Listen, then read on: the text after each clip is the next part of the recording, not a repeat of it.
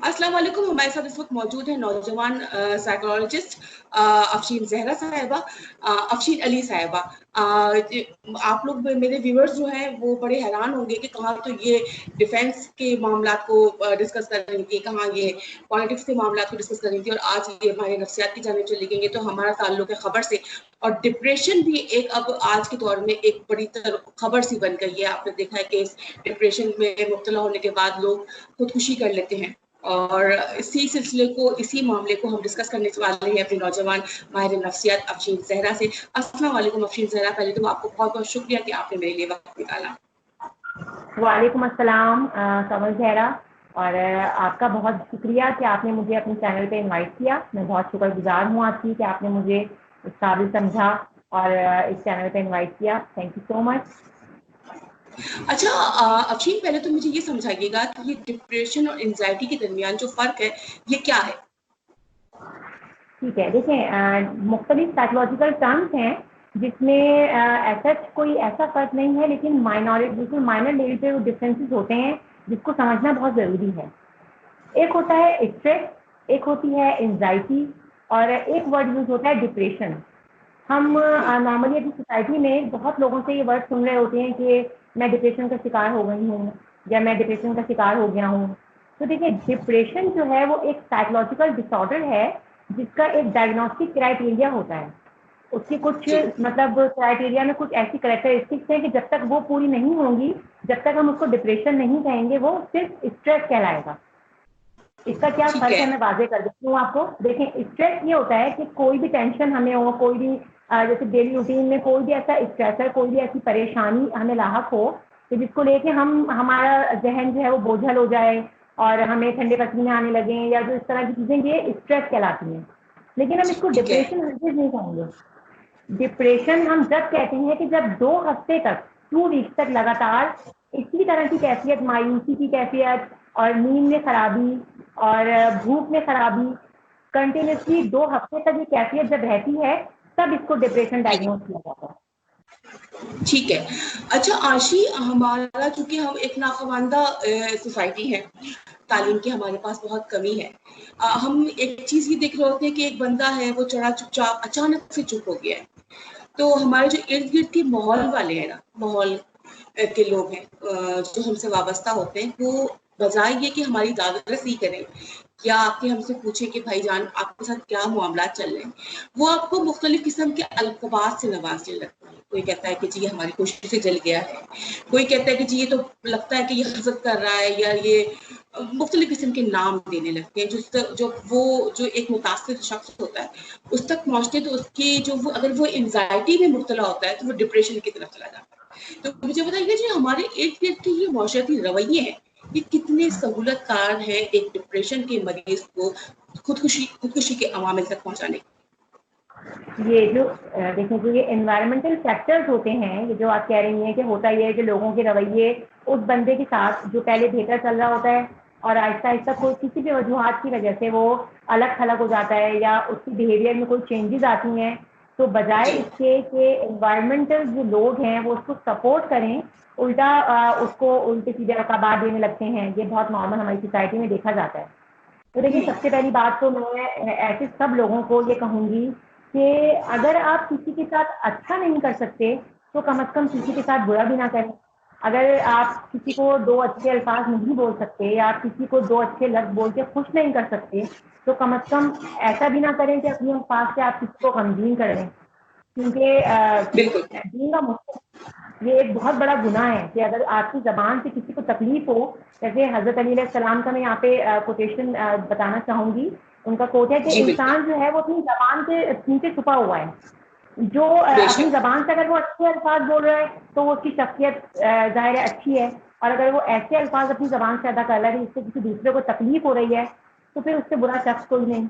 लिहाजा इसमें जब हमें ऐसा लग रहा हो कि हमारे माशरे में कोई ऐसा बंदा है जो पहले नॉर्मल चलता था, लेकिन अब किसी भी वजह की वजह से, वो वजूहत हमें नहीं पता, उन वजूहत की वजह से उसका बिहेवियर चेंज हो गया है, तो सोसाइटी के जो लोग हैं उनको वो बहुत अच्छा रोल प्ले कर सकते हैं, और उनके कुछ जुमले, उनका दिलासा, उनके अच्छे अल्फाज क्या पता कि उस शख्स को वापस दोबारा अपनी उस जिंदगी में वापस ले आए कि जो वो खो चुका था, जो लाइफ।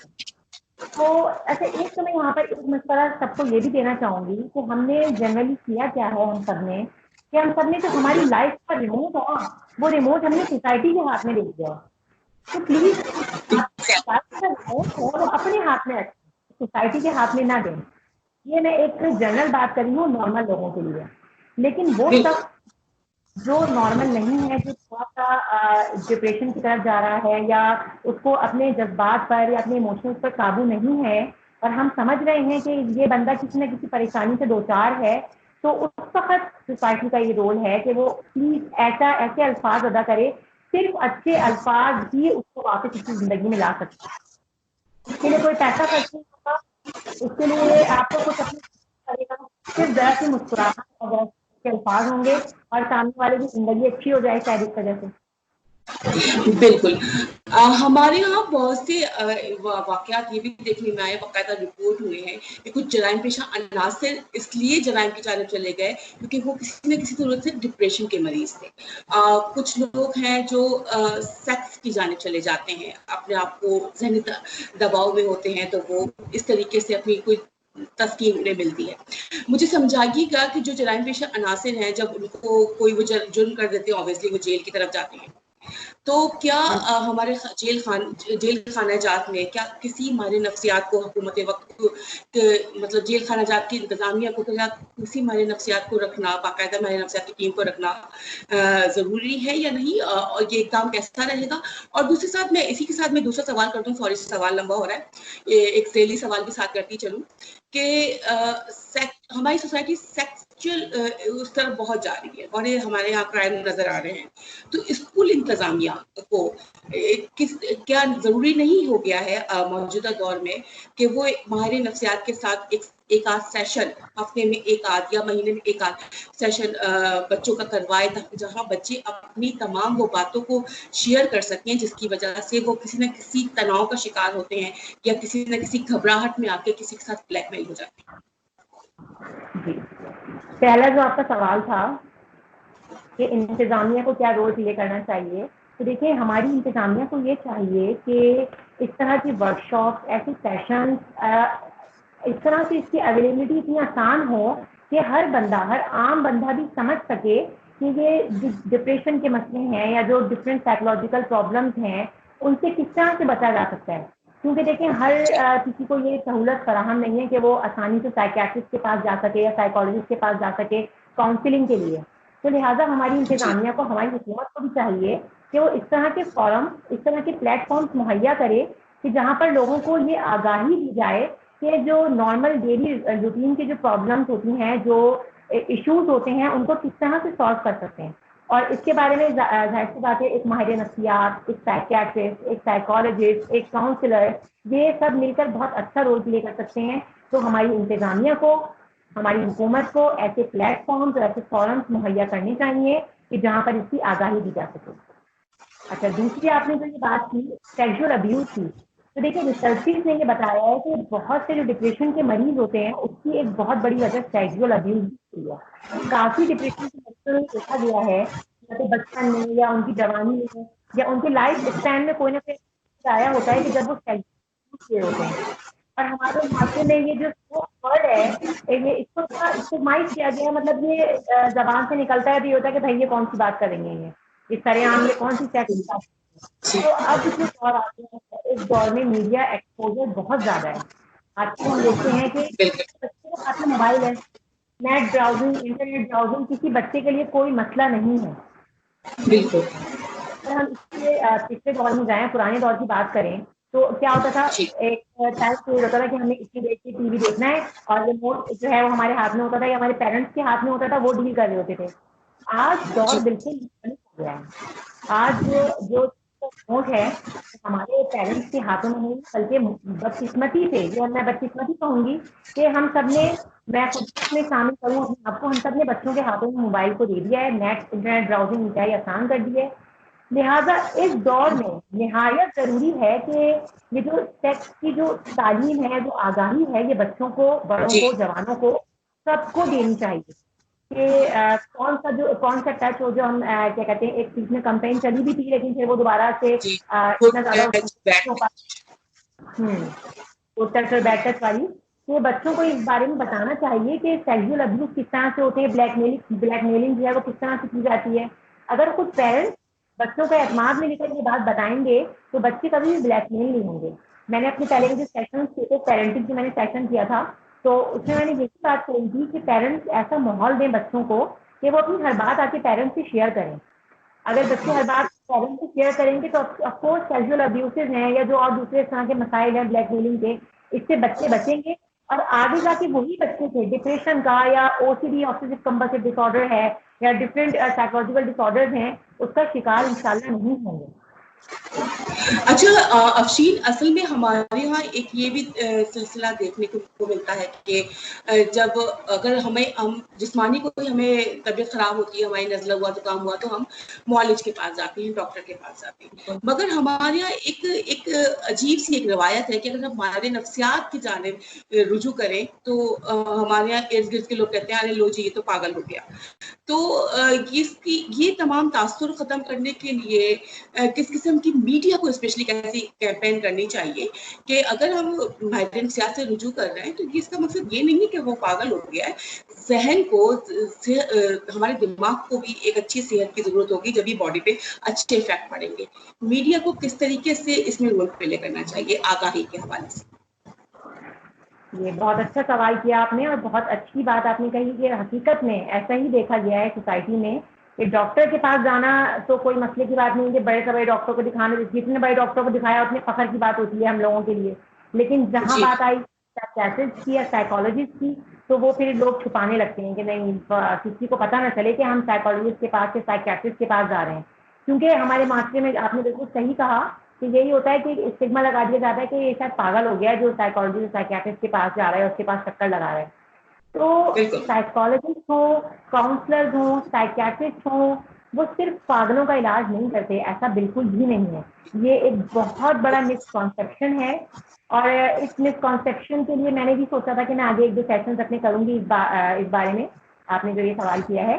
और मीडिया को यकीनन, बिल्कुल आपने सही कहा, मीडिया को यकीनन रोल प्ले करना चाहिए कि वो इस बात की आगाही दे कि साइकोलॉजिस्ट साइकियाट्रिस्ट के पास हर जाने वाला पागल नहीं होता। और इस तरह के जो इश्यूज हैं वो नॉर्मल लाइफ में हम सबके साथ हो रहे होते हैं। एक दुरुस्त। साइकोलॉजिस्ट स्ट्रेस वाले इश्यूज से गुजर रहा होता है और यकीनन गुजरता है, और क्योंकि वो भी ज़ाहिर है जी, इंसान है। ऐसा नहीं है कि बस वो क्या कहते हैं सिर्फ पागलों का इलाज कर रहा है बैठ के, ऐसा बिल्कुल भी नहीं है। एक काउंसलर जो है वो एक हमें ये सिखाता है, ये बताता है कि किस तरह से अपनी लाइफ को आप अच्छा कर सकते हैं। और सबसे बड़ी बात ये है कि हम साइकोलॉजी से ये खुश रहना सीखते हैं, तो हम किस तरह खुश रह सकते हैं, क्योंकि बिल्कुल। सही है, स्ट्रेसर्स तो सबकी लाइफ में है, लेकिन उन परेशानियों के साथ किस तरह से खुश रहना है, उन परेशानियों को किस तरह से एक्सेप्ट करना है, उन परेशानियों में कौन सी ऐसी रिलैक्सेशन टेक्निक्स हैं या कौन सी ऐसी एक्सरसाइजेस हैं जो हमें करनी है जिससे हमारी ज़िंदगी मज़ीद बेहतर हो सके, या हम उस मायूसी या जो गमगीन माहौल में चले जाते हैं उससे बाहर निकल सकें। ये तमाम चीज़ें एक साइकोलॉजिस्ट बताता है। लिहाजा अच्छा, कोई शर्म महसूस नहीं करनी चाहिए। बिल्कुल। अच्छा, मैं आखिरी सवाल आपसे करती चलूँ और बल्कि मैं एक टिप्स लेना चाहूँगी इस हवाले से कि जब इंसान डिप्रेशन में या एंग्ज़ायटी में जा रहा होगा, तो उसको कौन-सी ऐसी एक्सरसाइज़ या कौन-सी ऐसी एक्टिविटी करनी चाहिए जो उसको ज़िंदगी की तरफ लाए? खुद वो इस किस्म का काम करे कि वो खुद ज़िंदगी की तरफ आए, बनिस्बत इसके कि कोई दूसरा मददगार की उसे ज़रूरत पड़े, कि पहले अगर वो खुद ही कदम बढ़ा ले तो ज़्यादा बेहतर होगा। जी, ठीक है, ये भी बहुत अच्छा सवाल आपने किया। बिल्कुल हम सबको इस बात की आगाही होनी चाहिए कि अगर हमें ऐसा लग रहा है कि हम डिप्रेशन या स्ट्रेस की तरफ जा रहे हैं और हम ये चाह रहे हैं कि हम फिलहाल किसी से ये बात डिस्कस ना करें, हम किसी से शेयर ना करें, हम चाह रहे हैं कि हम खुद अपने लेवल पर ही मसले को सॉर्ट आउट करके और मसले को हल करें। तो देखिए उसके लिए करना क्या है, सबसे पहले स्टेप पे तो ये करें कि जो मसाइल ज़िंदगी में आ रहे हैं जिसकी वजह से आप स्ट्रेस हो रहे हैं, पहले उन मसाइल को सोचें और समझें और एक्सेप्ट कर लें कि हाँ भाई ये मसले हैं जो कि मेरी ज़िंदगी में अब आ चुके हैं। फर्स्ट तरीके जी, आपने क्या किया, उसको मेंटली तौर पे आपने उस मसले को एक्सेप्ट कर लिया। जब आपने उस मसले ठीक को है। एक्सेप्ट कर लिया हर तरह से आपने मान लिया कि हाँ ये मसला मेरे साथ आ चुका है। अब उसके बाद जी आपको अपने ऊपर एतमाद और भरोसा होना चाहिए। अपने ऊपर ये भरोसा रखें कि मैं इस मसले से बाहर निकल सकता हूँ, क्योंकि मुझे खुदा ने अशरफुल मखलूक़ात बनाया है। बिल्कुल। इसलिए मैं, कोई मसला मेरे लिए, मेरे आगे कुछ भी नहीं है। और उम्मीद, देखिए उम्मीद का दामन कभी ना छोड़ें, मायूसी की तरफ बिल्कुल भी ना जाएं।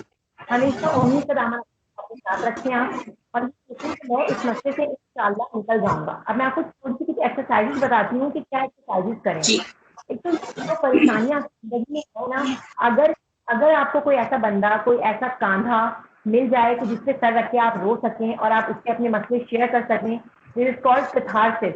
ये कैथारसिस जो है वो एक बहुत, मुझे ऐसा लगता है कि शायद ये सबसे बड़ा हल है हमारे मसाइल का। कैथारसिस मतलब कि जो परेशानियां हमारे अंदर हैं उनको बाहर निकालने का नाम है कैथारसिस।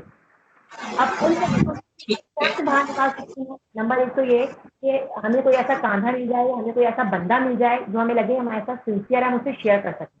अगर आपको ऐसा कोई बंदा अवेलेबल नहीं है, अगर आपको किसी का ऐसा ट्रस्ट नहीं है कि आप जिससे अपनी बातें शेयर कर सकें और आपकी बातों को सुन सके, तो ठीक है, छोड़ें। आप क्या करें, आप पेपर उठाएं और पेंसिल उठाएं, और आप पेंसिल से अपने सारे मसाइल इस पेपर पे लिख दें। ठीक है। सारे मसाइल आपने लिख दिए, मतलब वो मसाइल किसी न किसी लेवल पर आपकी बॉडी से, आपके माइंड से बाहर आने चाहिए। ठीक है। आपका लिखने के दौरान आपका दिल चाह रहा है कि आप रोएं, तो आप रोएं, आप खुल के रो लें उन मसलों पे जो मसले आपके साथ हैं। आपने उन मसलों को दुरुस्त। अपने अंदर से बाहर निकाला। अगर किसी को बता नहीं सकी तो आपने लिखने के जरिए बाहर निकाल दिया। अगर आपको पेंटिंग का शौक है, तो जो मसले आपके इर्द गिर्द आपकी जिंदगी में हैं, तो आप पेंटिंग के जरिए पेंट करें उन मसलों को, उन पे कलर भरें, उन पे कलरिंग करें, और उन मसलों को अगर आप इंटरेस्टिंग। ड्राइंग के जरिए लिख सकती हैं। ये जो थेरेपी है ना, हमें बज़ाहिर लग रहा होगा शायद तो ये कैसी बचकाना बात है कि अपने मसलों को लिख दें या अपने मसलों को पेंट कर लें। ये आप इस चीज़ को प्रैक्टिस करके देखिएगा, इसका यकीनन आपको हल नजर आएगा। और आप उन मसलों को अपनी बॉडी से, अपने माइंड से बाहर निकालें। इसलिए काम दूसरा ये कि वर्कआउट करें, एक्सरसाइजेस करें। अगर जी एक्सरसाइज और वर्कआउट नहीं है तो वॉकिंग करें। और वॉकिंग, जितना आप वॉक कर रहे हो, तो वॉक के दौरान आप एक चक्कर इधर लगा रहे हैं, तो आप सोचें ठीक है। कि मेरे ऐसे क्या मसाइल हैं जिंदगी में जिनकी वजह से मैं स्ट्रेस में हो रहा हूँ। दूसरा चक्कर लगाएं तो आप ये सोचें कि ये मसाइल है तो कोई बात नहीं, मेरे अंदर इतनी एबिलिटी है, मेरे अंदर इतनी इंटरेस्टिंग। कैपेसिटी है कि मैं इन तमाम मसलों से निमट सकता हूँ। मुझे, जैसा कि मैंने पहले ग्रेट। कहा, कि अल्लाह ने अशरफुल मखलूक़ात बनाया है, तो मैं क्यों इन मसलों के आगे हार मान के बैठ गया? मुझे इन मसलों से बिल्कुल। निपटना होगा, और इंशाअल्लाह मैं यकीनन इन मसलों से निपटूंगा। और मैं यहाँ पर आपको बीइंग अ मुस्लिम एक बहुत अच्छा हल बताऊं जो मैं खुद भी प्रैक्टिस करती हूँ। जिस वक्त मैं जी किसी करती हूँ, तो मैं अपने खुदा से जाके, खुदा ने क्या कहा है कि अगर तुम चाहते हो कि तुम मुझसे बात करो, तुम नमाज के जरिए मुझसे बात करो, और अगर तुम चाहते मैं तुमसे बात करूँ, तुम कुरान खोलो और कुरान पढ़ो। नेपोलियन जो था, उसके पास फेम, शोहरत थी, पैसा था, ताकत थी, सब कुछ था, लेकिन उसने अपने आखिरी वक्त में क्या कहा कि मैंने अपनी पूरी जिंदगी में 6 दिन भी खुशी के नहीं गुजारे। जबकि हमने क्या देखा, तो उसके पास सब कुछ था। हम दूसरी तरफ आते हैं, अब हेलन केलर को देखें। हेलन केलर का आप जानती हैं, डेफ, ब्लाइंड, डम्प, अंधी, यस। गूंगी, बहरी, सब कुछ। जी जी। बाज़ाहिर हमें ऐसा लगता है कि जो नेमतें हमारे पास हैं, उनके पास वो नेमतें नहीं थी। लेकिन हेलन केलर का वो जुमला कि the life is so beautiful, कि मैंने ज़िंदगी को जी बहुत खूबसूरत पाया। तो मकसद क्या हुआ कि ज़िंदगी में परेशानियाँ, मसाइल सबके होते हैं। हमें हम उन मसलों को किस तरह से ले रहे हैं, हम ज़िंदगी को किस तरह ले रहे हैं। हम उसकी ब्लैक साइड देख रहे हैं ज़िंदगी की, या व्हाइट साइड देख रहे हैं। अगर व्हाइट साइड देखेंगे तो हमेशा खुश रहेंगे, और अगर हम सिर्फ ब्लैक साइड पे फोकस रखेंगे तो हम ज़िंदगी में कभी खुश नहीं रह सकते। बिल्कुल वही वाली बात है ना कि किसी ने कहा गिलास भरा हुआ है, गिलास पानी से भरा हुआ है, किसी ने कहा कि आधा भरा हुआ है। तो ये अपना अपना परसेप्शन है कि किस तरीके से किसी भी मामलात को लेते हैं। Thank you so much Afsheen Zahra, आपने मुझे अपने कीमती वक्त से नवाजा।